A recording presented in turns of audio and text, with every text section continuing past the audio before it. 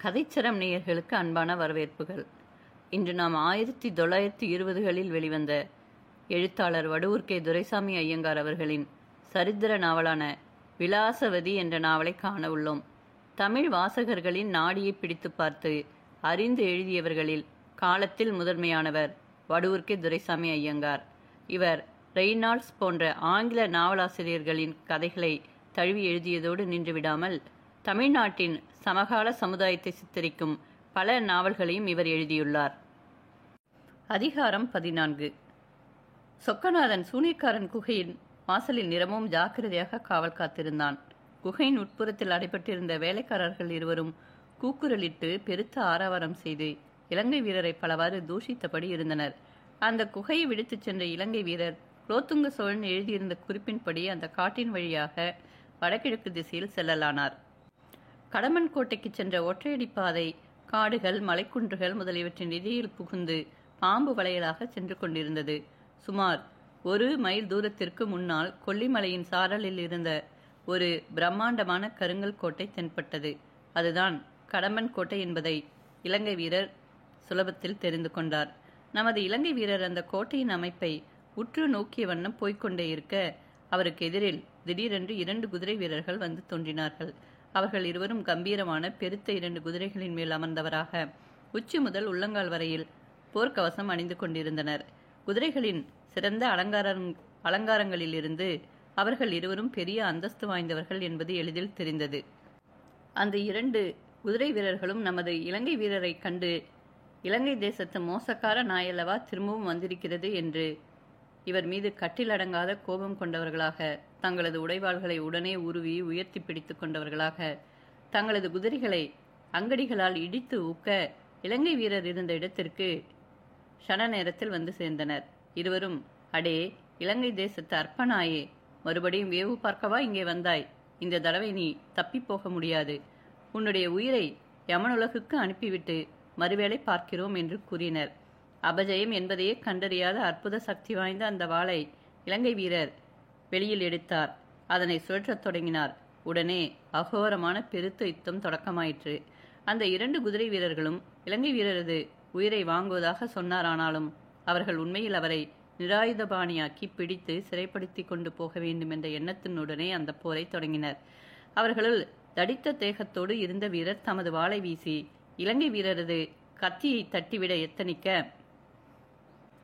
புஜபல பராக்கிரம் வாய்ந்த நமது இலங்கை வீரர் தமது முழு வல்லமையும் போர்த்திறத்தையும் தோற்றுவித்து போர் செய்யத் தொடங்கி மகாபலுவாக இருந்த தமது நீண்ட வாளை பம்பரம் போல கண்புரி கலங்கும்படி 2 புறத்திலும் சுழற்றி தமது பகைவர் இருவரும் கலகலத்து போகும்படி கடும் போர் புரியத் தொடங்கினர். அவரது பயங்கரமான வாள் தன்னை அடித்து தூரத்தில் தள்ளுவதற்காக வந்த எதிரியின் கொடிய வாளில் கடுமையாக போய் மோதி அப்புறப்படுத்தியது அன்றி, அடுத்த க்ஷணத்தில் மறுபடியும் உயர்ந்து தடித்த தேகத்துடைய குதிரை வீரரது சிரத்தின் மீது ஓங்கி ஓர் அடி கொடுத்தது. அவரது சிரத்தை மறைத்துக் கொண்டிருந்த போர்க்கவசம் அந்த அடியினால் உடையாவிடினும் அந்த மனிதர் 2 வினாடி நேரம் வரையில் தத்தளித்து போய்விட்டார். அதே காலத்தில் இன்னொரு வீரரும் இவருடைய வாழ்வீச்சுக்கு ஈடு கொடுக்க முடியாமல் தாக்கப்பட்டு குதிரையிலிருந்து கீழே விழுந்தார். மிகுதியாக இருந்த அந்த தடித்த எதிரியின் மேல் திரும்பி தமது வாளை பரபரவென்று சுழற்றி அடிக்கு பின் அடியாக மளமளவென்று மழை பொழிவது போல சடசடவென்று அடிக்கத் தொடங்கினார். தடித்த தேகமுடைய அந்த வீரரும் மிகுந்த ஆவேசமும் சுறுசுறுப்பும் தோற்றுவித்து தமது வாளை சுழற்றி வீசிக்கொண்டே இருந்தாரானாலும் இலங்கை வீரரது துரிதமான வீச்சுக்களை தடுக்க மாட்டாமல் தவித்தார். அந்த குதிரை வீரர் தம் மீது விழுந்த அடிகளையே தடுப்பதையே செய்து வந்தாரே அன்றி தாம் அவரை தாக்க மாட்டாதவராகத்தான் இருந்தார். இலங்கை வீரர் தமது பலத்தை எல்லாம் ஒன்றாக திரட்டி தமது வாளை ஓங்கி எதிரியின் தலையில் வலது காதின் பக்கமாக ஓர் அடி கொடுக்க அவரது தலையை மூடிக்கொண்டிருந்த போர்க்கவசம் 2ஆக பிளந்து போயிற்று. அந்த அடி அவரது சிரத்தில் போய் தாக்கவே அந்த வீரர் உடனே மயங்கி போய் குதிரையிலிருந்து கீழே சாய்ந்து விட்டார். இமைக்கொட்டும் நேரத்தில் இலங்கை வீரர் தமது குதிரையை விட்டு கீழே குதித்து பக்கத்தில் வீழ்ந்திருந்த தடித்த தேகமுடைய வீரரண்டை போய் அவரது முகமூடியை விலக்கிவிட்டு முகத்தை பார்க்க, அது அதற்கு முன் பனந்தோப்பில் தம்மால் ஏமாற்றப்பட்ட கடம்பாவனம் ஜமீன்தாரனுடைய முகமாக இருக்க கண்ட நமது இலங்கை வீரர் தமது வெற்றியை பூர்த்தி செய்துவிட வேண்டும் என்ற எண்ணத்தோடு அவருக்கு அருகில் நின்று, ஜமீன்தாரே, இப்பொழுதும் இந்த இலங்கை தேசத்து நாய் மோசம் செய்ததென்று சொல்லுகிறீர்களா? அல்லது நியாயமான போரில் தாங்கள் தோற்றுப்போனதாக ஒப்புக்கொள்ளப் போகிறீர்களா என்று தமது வாளை மறுபடியும் உயர்த்த வண்ணம் கூறினார். கடம்பாவனம் ஜமீன்தார் தோற்றுப்போனதாக ஒப்புக்கொண்டார்.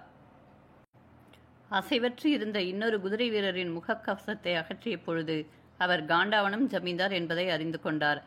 அவர்களின் வாட்களை தமது முழங்காலில் வைத்து இரண்டாக முறித்து அவற்றின் பிடிகள் இரண்டையும் தமது தோள்பைக்குள் வைத்துக் கொண்டார். கத்தியின் பிடிகள் அது யாருடையவை என்பதை பறைசாற்றுமாதலால் அதை பத்திரப்படுத்தி கொண்டார். பின் இருவரையும் நோக்கி, நீங்கள் இருவரும் உயிர் தப்ப வேண்டுமெனில் நான் கூறும் நிபந்தனையை ஏற்றுக்கொள்வதாக கூறி அவரவர்களின் குலதெய்வத்தின் பேரில் பிராமணம் செய்யும்படி கூறினார். நிபந்தனை யாதெனில் மகாராணியின் விஷயத்தில் கொண்டுள்ள பகைமையான எண்ணங்களை விலக்கிவிட்டு ராஜ விசுவாசம் உள்ளவர்களாக மாறிவிட வேண்டும். இப்பொழுது செய்ய ஆயத்தப்படுத்தப்பட்டுள்ள போரிலிருந்து விலகி சேனைகளை உடனே அழைத்து கொண்டு விட வேண்டும். மகாராணியிடம் சென்று தாங்கள் செய்த சதி செயலை ஒப்புக்கொண்டு அவரிடம் மன்னிப்பு கேட்க வேண்டும். மேலும் அவர்கள் இருவரும் தனித்தனியாக ஒரு ஓலை இடும்பாவனம் ஜமீன்தாருக்கு எழுதி 2 மணி நேர அவகாசத்தில் அவருக்கு கிடைக்கும்படி செய்திட வேண்டும். அந்த லிகிதங்களில் அவர்கள் இருவரும் அந்த அமைப்பிலிருந்து விலகிக் கொள்வதாகவும் தங்களுடைய சேனைகளை திரும்பப் பெறுவதாகவும் இனி மகாராணிக்கு எதிராக எந்த சதி ஆலோசனையிலும் தாங்கள் ஈடுபட விரும்பவில்லை என்பதை தெளிவாக தெரிவியுங்கள் என அவர்களிடம் கட்டளையிடவே அவர்கள் இருவரும் அங்கனமே செய்வதாக வாக்குத்தத்தம் செய்துவிட்டு அவ்விடத்தை விட்டு அகன்றனர். பின்னர் இலங்கை வீரர் அருகில் ஓடிய நீரருவிக்குச் சென்று தண்ணீர் பருகி தமது தாகவிடாயை தணித்துக் கொண்டு உடனே குதிரையில் அமர்ந்தவராக எதிர்த்திக்கில் தென்பட்ட கடம்பன் கோட்டையை நோக்கி செல்லத் தொடங்கினார். கடம்பன் கோட்டை என்பது கொல்லிமலையின் மீது இருந்த கடம்பர் கோன் என்ற ஒரு ஜமீன்தாருக்கு சொந்தமானது. அவரும் அவரது 3 குமாரர்களும் சமண சமயத்தை தழுவியவர்கள், நிரம்பவும் முரட்டுத்தன்மை வாய்ந்த காட்டாளிகள். அந்த கோட்டைக்கே நமது இலங்கை வீரர் சென்று கொண்டிருந்தார். அவர் சென்ற தினத்தில் இடும்பாவனம் ஜமீன்தார் அந்த கோட்டைக்குள் ஒரு பெருத்த மாநாடு கூட்ட உத்தேசித்து அதற்காக தமது கட்சியை சேர்ந்த சகலமான ஜமீன்தார்களுக்கும் அழைப்பு கடிதம் அனுப்பியிருந்தார்.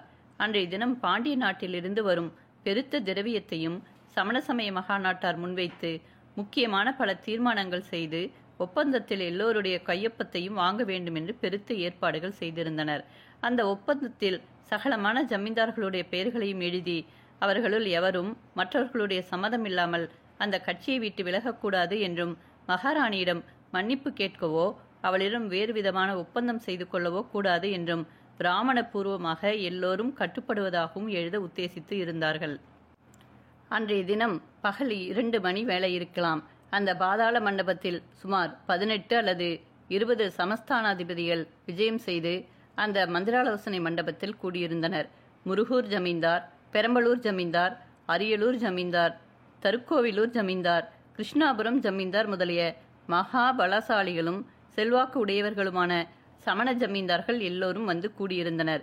இடும்பாவனம் ஜமீன்தாரே அந்த மகா நாட்டில் தலைமை வகித்து நடுவில் இருந்த சிம்மாசனத்தின் மீது அமர்ந்திருந்தார். அவருக்கு வலது பக்கத்தில் அவரது 3 குமாரர்களும் வீற்றிருந்தனர். மகாநாடு கூடியவுடனே இடும்பாவனம் ஜமீன்தார் அங்கிருந்தோரை நோக்கி, இனியும் நாம் காலஹரணம் செய்யாமல் நமது அலுவலை கவனிப்போம் என்றார். உடனே கிருஷ்ணாபுரம் ஜமீன்தார் நாற்புறங்களிலும் தமது பார்வையை செலுத்தி காண்டாவனம் ஜமீன்தாரையும் கடம்பாவனம் ஜமீன்தாரையும் காணோமே என்றார்.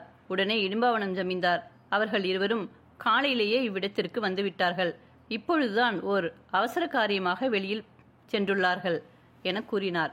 பாண்டிய நாட்டரசி நமக்கு உதவி செய்ய போவதாகவும் அனுசரணையாக இருப்பதாகவும் உறையூர் ஸ்தானாதிபதிகள் நமக்கு தெரிவித்திருந்தார்கள் அல்லவா? அதன் பிறகு நாங்கள் மகாராணிக்கு ஒரு மனு செய்து கொண்டிருந்தோம். அதன் மேல் நமக்கு 5 லட்சம் ரூபாய் அனுப்பும்படி உத்தரவு பிறந்தது. அந்த பணம் நேற்றைய தினம் இரவில் உறையூருக்கு வந்திருக்கும். அதை வாங்கி கொண்டு வரும்படி நான் எனது தம்பி குலோத்துங்கனையும் வேறு 2 வீரர்களையும் அனுப்பியிருக்கிறேன் என்றார். அந்த செய்தியை கேட்ட பெரும்பாலான ஜமீன்தார்கள் அளவற்ற மகிழ்ச்சி அடைந்தவர்களாக ஆரவாரம் செய்து தமது கட்சி எப்படியும் வெற்றியை அடையும் என்று ஒருவித துணிவும் நம்பிக்கையும் கொண்டனர். இடும்பாவனம் ஜமீன்தார் மேலும் பேசத் தொடங்கி, என் தம்பி சாதாரணமாக நடுப்பகல் வேளைக்குள் வந்திருக்க வேண்டியவன். இப்பொழுது சுமார் 2 மணி நேரம் ஆகிறது. அவன் வரவில்லையாகையால் ஒரு கால் பணம்தான் வந்து சேரவில்லையோ அல்லது என் தம்பி முதலியோருக்கு வழியில் ஏதேனும் இடைஞ்சல் நேரிட்டிருக்குமோ என்ற கவலை கொண்டு காண்டாவனம் ஜமீன்தாரும் கடம்பாவனம் ஜமீன்தாரும் கொஞ்ச நேரத்திற்கு முன்னேதான் போனார்கள். இந்த மகா நாட்டை நான் இதே காலத்தில் கூட்டியதற்கு காரணம் என்னவென்றால், பாண்டிய நாட்டிலிருந்து வரும் பணத்தை உடனே உங்களுக்கு காட்டலாம் என்றும், அந்த அரசின் அபிமானம் இந்த திரவியத்தின் ரூபமாக இருப்பதைக் கண்டு நீங்கள் எல்லோரும் துணிவும் நம்பிக்கையும் கொள்வீர்கள் என்றே நான் இந்த வேளையில் இந்த மகா நாட்டை வைத்துக் கொண்டேன் என கூறினார். மேலும் அவர், காண்டாவனம் ஜமீன்தாரும் கடம்பாவனம் ஜமீன்தாரும் வந்த பிறகுதான் நாம் இவ்விடத்து நடவடிக்கைகளை துவங்க வேண்டும் என்பதில்லை. அவர்களும் நானும் சேர்ந்தே இந்த ஒப்பந்தத்தை தயாரித்து வைத்திருக்கிறோம் என்று கூறிய வண்ணம் ஒரு தஸ்தாவேஜை எடுத்துக்காட்டி, இதுதான் அந்த ஒப்பந்தம், எல்லோரும் பிராணம் செய்து ஒவ்வொருவராக இதில் கையொப்பம் செய்ய வேண்டும் என்று கூறினார். உடனே கடம்பன்கோட்டை ஜமீன்தார் எழுந்து நின்று பேசத் தொடங்கி, நண்பர்களே, நாம் இப்போது தீர்மானிக்க எடுத்துக்கொண்டிருக்கும் விஷயம் எப்படி மகா சிரேஷ்டமானதோ அதற்கு தகுந்தபடி இந்த இடமும் மகா பரிசுத்தமான இடம். என்னுடைய முன்னோர்களான பெரிய மனிதர்களையும் ஞானிகளையும் சைவ மதத்தார் வருத்தி உபத்திரவம் செய்த காலத்தில் அவர்கள் இவ்விடத்தில் மறைந்திருந்துதான் நம்முடைய சமண மதத்தை வளர்த்து அழியாமல் காப்பாற்றினார்கள். ஆகையால் இந்த இடம் நம்முடைய அருகக் கடவுளின் சன்னிதானம் போன்றதாகையால் அவர் மறைந்திருந்து இவ்விடத்தில் நடக்கும் விஷயங்களை எல்லாம் பார்த்து கொண்டிருக்கிறார் என்பது எல்லோருக்கும் கவனத்தில் இருக்கட்டும். ஆகையால் இவ்விடத்தில் நாம் பிராமணம் செய்தால் அதன் பிறகு நம்முடைய உயிரே போவதாக இருந்தாலும் நாம் அதற்கு மாறாக நடக்கக்கூடாது. நமது அருகக் கடவுளின் முன்னிலையில் எவன் ஒருவன் பிராமணம் செய்து அதை மீறி நடக்கிறானோ அவன் பரம துரோகியாவான். அவனுடைய குலமும் சந்ததியும் நாசமடைவது நிச்சயம் என்று கூறி அமர்ந்தார். அவர் சொன்ன வார்த்தைகள் அங்கிருந்தோரது மனதில் எல்லாம் பசுமரத்தாணி போல ஊடுருவி பாய்ந்தன. பின்னர் இடும்பாவனம் ஜமீன்தார் அந்த ஒப்பந்தத்தை எடுத்து படிக்கலானார். அதன் நிபந்தனைகள் எல்லாம் நிரம்பவும் கடுமையானவையாக இருந்தன. அதன் அடியில் கையொப்பமிட்ட ஒவ்வொருவரும் தமது சுயநலத்தையே கருதாமல் அந்த சங்கத்தின் பொது நன்மையே பிரதானமாக மதிக்க வேண்டும். பந்துக்கள், சிநேகிதர்கள், மனைவி, மக்கள் முதலிய சொந்தங்களை விட அந்த சங்கத்தின் காரியத்தையே ஒவ்வொருவரும் முக்கியமானதாக கருதி அதற்காக தங்கள் உடல், பொருள், ஆவி முதலிய யாவற்றையும் கொடுக்கவும் பின்வாங்கக்கூடாது. சைவ சமயத்தை தழுவவும் விலாசவதியை விலக்கிவிட்டு சமண சமய அரசன் ஒருவனை சோழ நாட்டு அரசனாக ஏற்படுத்த வேண்டும் என்பதே அதன் முக்கியமான கருத்து. அந்த கருத்துக்கும் இந்த சங்கத்தின் கொள்கைக்கும் விரோதமாக யாராவது நடப்பதாக தெரிந்தால் அவர்களது விஷயத்தில் இரக்கமாவது கருணையாவது சிறிதும் காட்டாமல் அவருக்கு நிரம்பவும் கொடிய தண்டனை விதிக்க வேண்டும் என்பது போன்ற பல நிபந்தனைகள் அந்த ஒப்பந்தத்தில் எழுதப்பட்டிருந்தன. அதன் பிறகு ஒவ்வொருவராக எழுந்து அந்த ஒப்பந்தத்தின் அடியில் கையெழுத்து செய்து முடித்தனர். அப்பொழுது ஒரு வேலைக்காரன் கதவை திறந்து கொண்டு அந்த பாதாள மண்டபத்திற்குள் நுழைந்து, இடும்பாவனம் ஜமீன்தாரிடம் ஒரு போர் வீரர் வந்திருக்கிறார், அவர் தங்களிடம் உடனே அவசரமாக பேச வேண்டும் என்று சொல்லுகிறார். அவருடைய பெயர் சோமசுந்தர சோழகராம். அவருடைய சொந்த ஊர் இலங்கை தேசத்தில் இருக்கிறாராம் என்று கூறினான். அதை கேட்ட இடும்பாவனம் ஜமீன்தாரும் மற்றவர்களும் பெரிதும் வியப்படைந்தனர். அந்த பெயர் அங்கிருந்த ஜமீன்தார்களின் மனதில் ஒருவித ஆத்திரத்தையும் கொதிப்பையும் கிளம்பிவிட்டன. அப்படி ஆத்திரம் கிளப்பியதனால் கிளம்பாவனம் கோட்டை ஜமீன்தாருடைய மூத்த புத்திரனான முரட்டு மனிதன், இது நல்ல முதல் தரமான சகுனம், நம்முடைய கருத்து நன்றாக நிறைவேறும் என்பதற்கு இது முதல் அறிகுறி. நம்முடைய முக்கியமான விரோதி தானாகவே வந்து நம்முடைய வசத்தில் மாட்டிக்கொள்கிறான் போலிருக்கிறது என்று கூறிய வண்ணம் தனது வாளை உரையிலிருந்து வெளியில் இழுத்தான். வேறு சிலர், இந்த இலங்கை தேசத்து மோசக்காரனுடைய உயிரை நாம் உடனே வாங்கிவிட வேண்டும் என்று கூறி ஆர்ப்பரித்தனர். இடும்பாவனம் ஜமீன்தார் அவர்களை அடக்கி, பொறுங்கள், இந்த மனிதன் வந்திருப்பது நமக்கு நிரம்பவும் அனுகூலமான விஷயம் என்பது நிஜமே. ஆனாலும் நாம் கொஞ்சம் பொறுமையோடு இருந்து அவன் எதற்காக வந்திருக்கிறான், யாரால் அனுப்பப்பட்டு வந்திருக்கிறான் என்ற சங்கதிகளை தெரிந்து கொள்வோம் என்று கூறினார். அவன் இங்கே வந்ததும் தகுந்த சிக்ஷை நடத்தி அனுப்பி வைப்போம். அடே, நீ போய் அந்த மனிதனை இங்கே அழைத்து வா என்று உத்தரவு கொடுத்தார்.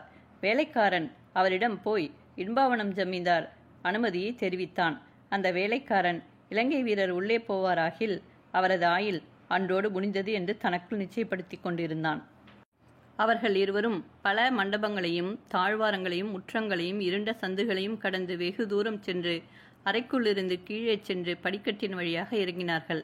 அந்த இடம் சூரிய பிரகாசம் நுழையாத பிளத்துவாரமாதலால் எங்கும் இருள்மயமாக நிறைந்திருந்தது.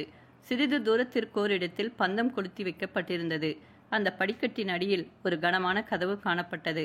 அந்த கதவின் சில இடுக்குகள் விடப்பட்டிருந்தன. ஆதலால் அவற்றின் மூலமாக உட்புறத்தில் இருந்த வெளிச்சத்தின் பிரகாசம் பளிச்சென்று வீசியது.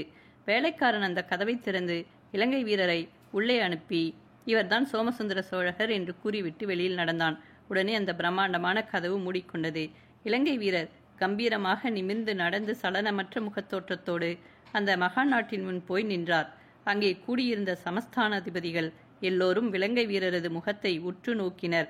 யவன பிரயாமமும் உஜபல பராக்கிரமும் சௌரியமும் தீக்ஷண புத்தியும் கம்பீர தோற்றமும் உடையவராக வந்து நின்ற இலங்கை வீரரை காணவே அங்கிருந்த சிலர் அவரது அரிய சிறப்புகளை எண்ணி தமக்குள்ளாக அவர் மீது பொறாமை கொண்டு அவரது உயிரை எப்படியும் அன்றைய தினம் போக்கிவிட வேண்டுமென்ற ஆவல் கொண்டு துடித்தனர். இடும்பாவனம் ஜமீன்தாருடைய முகம் நிச்சலமாகவும் ஆழம் காண ஒண்ணாத அவரது மனதில் அப்போது எந்தவிதமான எண்ணங்கள் உண்டாயின என்பதை சிறிதும் வெளிப்படுத்தாததாகவும் இருந்தது.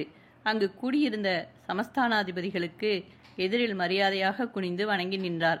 இடும்பாவனம் ஜமீன்தார், இலங்கையாரே, நீர் என்னோடு பேசுவதற்காக இங்கே வந்ததா எனக் கேட்டார். ஆம், உங்களோடு தனியாக பேசுவது உசிதமாக இருக்கும் என்று நினைக்கிறேன் என்றார். உடனே சிலர், அப்படி உதவாது, இவ்விடத்தில் எங்களுக்குள் ரகசியம் என்பது இருக்கக்கூடாது என்று கூறி ஆர்ப்பரித்தனர். கடமன் கோட்டை ஜமீன்தார், எல்லோருக்கும் தெரியும்படியாகத்தான் நீ சொல்ல வேண்டும் என கூறினார். உடனே இலங்கை வீரர், அப்படியானால் எல்லோருக்கும் முன்னாலேயே நான் விஷயத்தை சொல்லுகிறேன். நான் சொல்வதற்கு அதிகமாக ஒன்றுமில்லை. நான் ஒரே ஒரு விஷயம்தான் உங்களிடம் சொல்ல வேண்டும். நீங்கள் எல்லோரும் ஒன்று கூடி உங்களுடைய நாட்டு மகாராணியின் மேல் போருக்கு புறப்பட ஆயத்தமாக இருக்கிறீர்கள் அல்லவா? அப்படி நீங்கள் செய்வது நியாயமல்ல. ஆகையால் நீங்கள் எல்லோரும் உங்களுடைய சேனைகளை எல்லாம் அனுப்பிவிட்டு இந்த யுத்தம் நேராமல் செய்யும்படி சொல்வதற்கே நான் இங்கு வந்தது, வேறென்றும் விசேஷமில்லை என்று சிறிதும் பயமின்றி கூறினார். அந்த வார்த்தைகளை கேட்டவுடனே முரட்டு மனிதர்களான பல ஜமீன்தார்கள் பெரிதும் ஆரவாரம் செய்து அவரை பல வாராக தூற்றவும் பயமுறுத்தவும் தொடங்கி, எங்கள் எல்லோரையும் விட நீர் புத்தியில் பிரகஸ்பதி போலிருக்கிறது. இப்படிப்பட்ட துணிச்சலான வார்த்தையை நம்மிடம் உபயோகித்த நாக்கை நாம் உடனே துண்டிப்பதே தக்க காரியம் என்றார். உடனே இடும்பாவனம் ஜமீன்தார் கையமர்த்தி, எந்த அதிகாரத்தில் பேரில் நம்மிடம் வந்து இப்படிப்பட்ட துணிகரமான பிரஸ்தாபத்தை செய்கிறார் என்பதை கேட்போம் என்றார். உடனே இலங்கை வீரர் புன்னகை செய்த முகத்தினராக,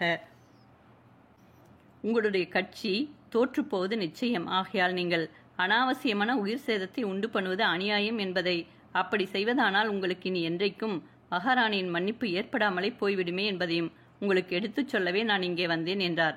அரியலூர் ஜமீன்தார், என்ன, எங்களுடைய கட்சி தோற்றுப்போவது நிச்சயமா? உம்முடைய உயிர் இன்னும் எத்தனை க்ஷண நேரம் இந்த உலகத்தில் இருக்கப் போகிறது என்பதை நீர் உம்முடைய ஜோசியத்தால் அறிந்து சொல்லும் பார்க்கலாம் என கேட்டார். அதற்கு கடமன் கோட்டை ஜமீன்தார், இந்த மனிதர்தான் இன்னும் கொஞ்ச நேரத்தில் யமனலோகம் போய் சேரப்போகிறார். நாம் நம்முடைய ரகசியத்தை இவரிடம் வெளியிடுவதானால் யாதொரு கெடுதலும் இல்லை. அதோ பார்த்தீரா எங்களுடைய ஒப்பந்தத்தை? எத்தனை ஜமீன்தார்கள் இந்த ஒப்பந்தத்தில் கையெழுத்து செய்திருக்கிறார்கள் தெரியுமா? எல்லோரும் பிராமணம் செய்து இந்த போரை நிறைவேற்றுவதாக ஒப்புக்கொண்டிருக்கிறார்கள். எங்களுக்கு தேவையான பெருத்த பணத்தொகை இதோ உமது கண்முன் வந்து சேரப்போகிறது பாரும் என்றார். உடனே இலங்கை வீரர் ஏளனமாக புன்னகை செய்து, நீங்கள் எதிர்பார்க்கும் திரவியம் நீங்கள் வருஷக்கணக்கில் இங்கே காத்திருந்தால் கூட உங்களிடம் வந்து சேரப்போவதில்லை. நீங்கள் அதை பற்றி வீணாசை பாராட்டி ஏன் தவிக்கிறீர்கள்? உங்களுடைய வாய் ஒப்பந்தத்தினாலும் பிராமணங்களினாலும் எந்த காரியமும் ஆகப்போவதில்லை என்றார். அந்த வார்த்தைகளை கேட்டவுடனே அங்கிருந்த பல ஜமீன்தார்கள், இந்த நாயை பிடித்து கட்டுங்கள், கத்தியால் ஒரே வெட்டாக வெட்டுங்கள் என்று கூக்குரலிடத் தொடங்கினர். இலங்கை வீரர் அவர்களை காட்டிலும் அதிகமாக ஓங்கி பேசத் தொடங்கி, பாண்டிய நாட்டு அரசின் உதவி உங்களுக்கு ஒரு நாளும் கிடைக்கப் போவதில்லை. அவரால் அனுப்பப்பட்ட திரவியத்தை நீங்கள் கண்ணாலும் காணப்போவதில்லை. அந்த திரவியம் இப்பொழுது உறையூர் பொக்கிஷ சாலைக்குள் பத்திரமாக இருக்கிறது என்றார்.